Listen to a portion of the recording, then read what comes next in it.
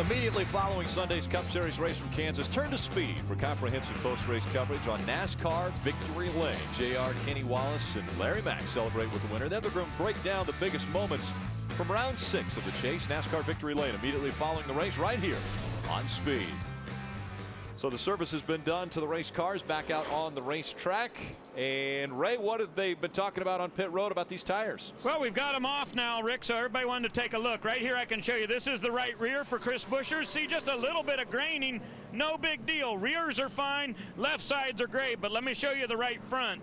This is the inside of the tire on the number 17. You can see getting a little bit of tearing right here. And what this is not a camber issue, I don't believe. I think it's a heat cycle thing. These tires really hold a lot of heat, and they've got a little bit of graining going on here. Started to see some cords on the inside of the right front. That's after about 30 laps on the racetrack. That almost looks like it was a tire rub there, maybe a sway bar arm or a ball joint or something. It really did, because it looked grooved instead of just a separation like normal. But either way, I mean, they've obviously got to be looking at that going, okay, you know, we probably got a little bit too much camber in the car. Camber helps your car turn, but unfortunately you pay the penalty for it. So they're going to be monitoring that. They can't afford for that right front tire to go down. No. They may say, Chris, you need to back off a little bit. Yeah, absolutely. Look at the big picture. He has a championship in front of him. Frank Kimmel is in front of him right now, though, on the racetrack. John West Townley, when we were under green, was able to just sneak by Alex Bowman to take over the lead, and then on pit road won the race off of pit road there. Green flag back in the air. We're back underway. Always a challenging time for these leaders here to get around the lap cars the way ARCA does the restarts like we used to in NASCAR, but the front 4 or 5 by easily. Working their way through 1 and 2 and down the backstretch. So John West Townley in front of the field for the first time now. Alex Bowman had dominated the start of this race. We'll see if Alex Bowman has anything for John West Townley now that they're in clean racetrack area. Great side-by-side battle for third. Kevin Swindell, the 55, and then Brendan Poole. Brendan Poole grabs that spot. Brendan Poole has it. Kevin Swindell just behind him. You see the 44 of Kimmel trying to make the move as well. How about Alex Bowman now moves to the inside of Townley. Side by side down the backstretch. Going into turn 3. Bowman takes the lead back away from John West Townley. That 22 car has been strong on new fresh tires, and it looks like you know, they may have made an adjustment on it to make it a little bit better on the long run, but they've just been strong all race, and I think that John West's car is obviously going to come to him as the laps go on. But you know, when you put tires on new pavement like this, it doesn't always have more grip like what you think it should. Sometimes it takes a couple of laps to get the tires to come in and be able to be really comfortable. So it's definitely some good battling right here between Buescher and Kevin Swindell. Yeah. We saw all the Cup cars scuff their tires for qualifying. I think every single one of them did. Yeah, I mean, you definitely want to put a cycle, at least get a heat cycle on them so that they tend to get a little bit harder, which makes no sense that they have more grip when they're a little bit harder, but they do. Now Great 25, battle. yeah, Brendan Poole coming up on that 35 of John West Townley. So after Bowman was able to check out on John West Townley, now Brendan Poole is trying to get by that 35. Billy Venturini up on top of the pit box. We're hearing for the last time for that 25 of Brendan Poole. He will move up into the front office and concentrate on his general manager duties, which he was doing anyway. Exactly. But last time on top of the pit box for Billy.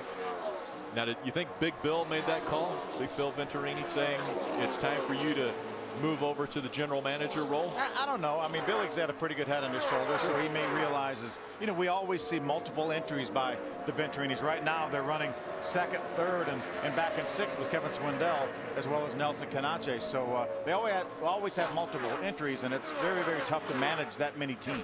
One of the things I know in talking to Billy a little bit is, you know, when he's crew chiefing for a car, he's obviously thinking about that car and how to make it go faster. But when you have 4 cars or 5 cars in the field, you're still thinking about all those other cars, and I feel like he feels that if he puts somebody that's specifically on each car, he'll have you know, better results. But he's done a great job. I mean, his results have been good, and anytime he's on the box, they've obviously run well. Chris Buescher just getting by that 55 of Kevin Swindell. What are they talking about with that car down there, Jim? Well, guys, he's actually had a vibration that's not just corrected, and I think when he came down pit road, they made an air pressure pressure adjustment on the 55, but I did notice on second look, Kevin Swindell had a right rear tire just starting to let loose around the bead, about 1 inch on the tread actually.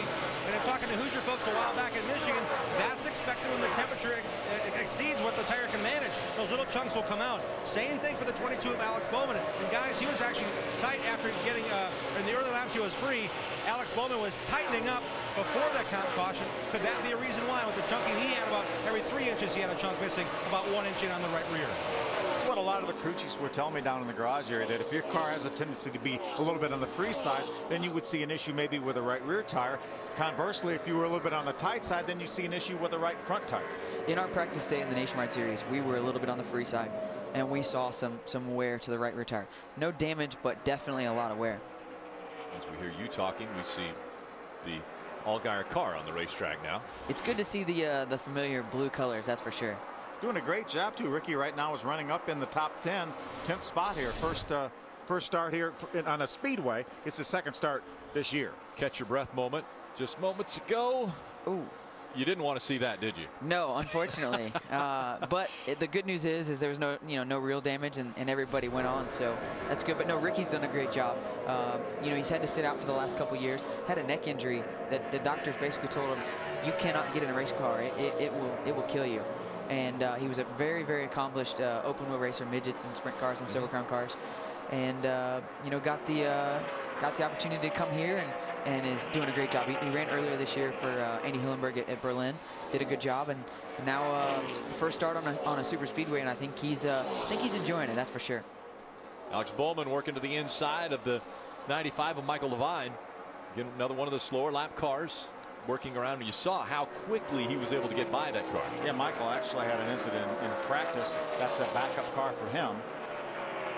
The battle for second continues. Brendan Poole has that second spot right now, and team car John West Townley moves right up on his rear bumper.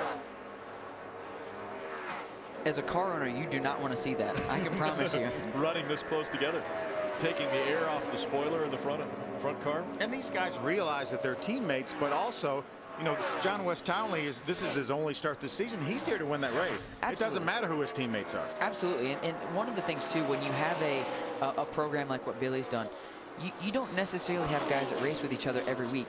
So to them, most of the time it's probably just a number more than it is a teammate. And so I know they've done a good job of trying to get their team guys to work with each other, but when you're coming in and out like some of these drivers do, you definitely are going for wins, and I know that's the only thought right now. John West Townley continues to chase Brennan Poole around the track as everyone is chasing the 22 of Alex Bowman back out front as we've passed the halfway, or coming up on the halfway point. 99 laps in this one, 49 complete.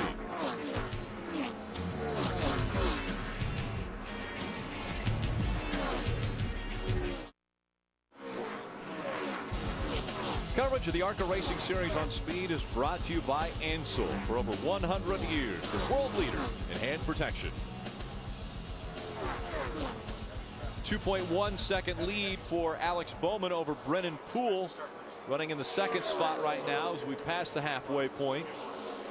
46 laps remain in this one. Just 2 cautions. The first caution came out early for a pretty spectacular wipeout. Heavy traffic right there for our second and third place cars. See Brennan Poole, the 25, John West Townley, the 35. They were 3 wide for a moment over in turn number 1. Jared Markson at 12, just in the inside line. They continue to race for position.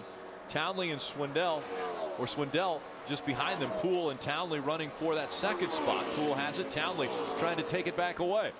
These guys have been battling ever since that restart. Townley got the lead on the pit stop cycle, and then faded a little bit, but now he's battling right back with Brennan there. A little bit longer run, maybe good for that 35 car. Yeah, absolutely. I mean, I don't know if they had scuffs or stickers, but obviously whatever it was, didn't quite agree with it early, but taken back off now. And we were just noting the lap times. It's funny to watch as these guys are navigating traffic, because we've seen anywhere from a 30 flat all the way right now. Watch this now. Watch this. This is going to get interesting as they have to check up for the slower lap traffic. John West Townley makes the pass. He takes the spot away from Brennan Poole. That lap car side by side right in front of him. See, Brennan Poole tiptoeing his way around some of these lap cars. That's a tough situation because obviously these guys are racing for spots, maybe not on the lead lap, but they're still racing really hard, and you're catching them at such a high rate of speed. You know, you expect them to get out of the way, but that's not always the case because they have obviously got their battles that they're running for. And we've talked about the big picture racing. Alex Bowman, Brennan Poole racing for the Messina Rookie of the Year award. And right now, Bowman out in front has been dominant, and Poole running in that 3rd spot now. Talk about the championship continuing. Kimmel has moved up into the 5th spot. Brendan Newberry just behind him in the 92. Yeah, Chris Buescher has dropped a couple spots. He's back to the 9th position right now. Again, very, very comfortably in 9th. And we talked about the positions that Kimmel would have to be in for him to win this championship. He would have to beat Chris Buescher by 16 spots now because Frank Kimmel can't lead the most laps and get those 5 bonus points. Kimmel hasn't been able to get up front and lead a lap yet. So right now, the two are separated by 17 spots, but Kimmel could potentially get up and lead a lap. Yeah, we still have 29 cars left on the racetrack, so that means it's doable. The math will work. And Frank's doing everything he's going to have to do to try and make sure that, you know, he's obviously going to want to win the race, but he's going to have... Oh. Hard into the wall. That's Ergot in the 36. We were just talking about there was contact made, potentially damaging those tires, and now we're seeing that car into the wall, bringing out the 3rd caution. Yeah, we saw Ricky get into it with the 68 of Will Kimmel, so there may have been a bit of a tire rub developing on that 36 car, but pretty hard hit. Also sees, smoke out of the 2. Dustin Hapko. Looks as almost maybe that's coming out the exhaust. I don't know if he blew an engine and Ricky got into the oil and went up and hit the wall. Another possibility. Hopefully we can get a replay here and see what happened, but it's a shame for Ricky. He was having a great race, well inside the top 10, so hate it for those guys. Definitely an engine issue. You see the smoke coming out of the tailpipes. You would hope that the spotter would be saying get down on the apron. So if you are putting fluid down, it's not in the racing grooves. We see Ricky making the hard left turn into the garage. There it is once again. Yeah, something breaking. That right front tire looks like went down as that car got to the turn, and that's a long way to go, unfortunately, because you're running on the bottom of the track because of the new pavement.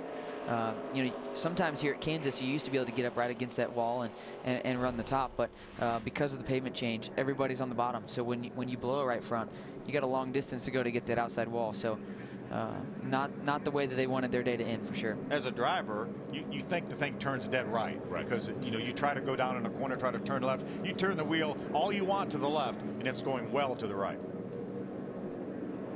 Lucky dog. Aaron's lucky dog goes to Jared Marks. So Jared will get a lap back. He will be on the lead lap. That will put him into the 14th spot. There will be 14 on the lead lap. Jared's done a nice job this year. Just turned 18 and finished in the top 10 in his first super speedway race after he turned 18. Alex Bowman, the first car on pit road, followed by John West Townley and Brennan Poole. Kevin Swindell and Frank Kimmel, your top 5, all making the way onto pit road now. Let's go down to Jim Trado. And the 55 of Kevin Swindell will be one of the cars pitting. He got back to 4th before the caution. The Curb Records Chevrolet pulls in now. He said that the car has been doing really well, and actually asked the crew chief Marty Lindley just a moment ago on the Toyota Camry, but what are you going to do to change the air pressure? He said nothing, just 4 tires, 1 can of Sunoco fuel on the 55. So again, that's coming to him here late in the going.